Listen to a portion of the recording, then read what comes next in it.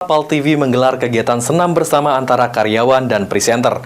Dilanjutkan pembagian nasi sebanyak 100 paket untuk orang-orang yang membutuhkan.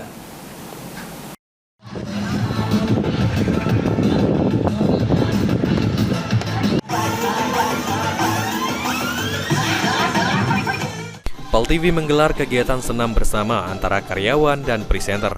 Dilanjutkan pembagian nasi sebanyak 100 paket nasi untuk orang-orang yang membutuhkan. Program perdana senam sehat ini diadakan mulai jam 8 pagi sampai dengan 9 pagi.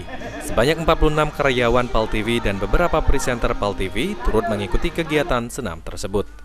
Instruktur senam aerobik Nia mengatakan, 4 jenis senam dihadirkan, diantaranya senam jantung, senam hiburan, senam heavy fun, dan terakhir senam pendinginan.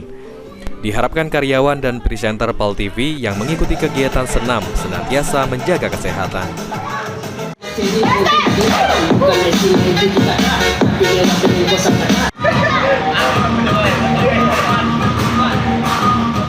Jadi senamnya tadi ada dua jenis, kita mulai dari senam jantung dulu, terus hiburan, baru heavy fun, terus terakhir baru pendinginan.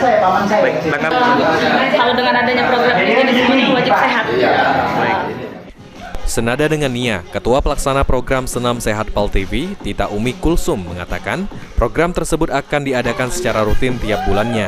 Setelah mengikuti kegiatan senam, karyawan dan presenter PAL TV membagikan 100 paket nasi untuk orang-orang yang membutuhkan. Sama halnya program Senam Sehat, program Jumat Berkah juga akan menjadi program yang rutin diselenggarakan PAL TV.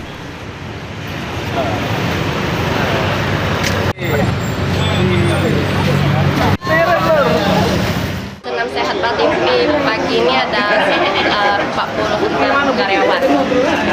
Itu dimulai jam berapa ya, Mbak? Tadi senam sehat ini kita mulai dari jam 8 pagi sampai jam 9 pagi. Selain kegiatan senam sehat ini, kita mengadakan acara Jumat Berkah, membagikan nasi kepada orang-orang.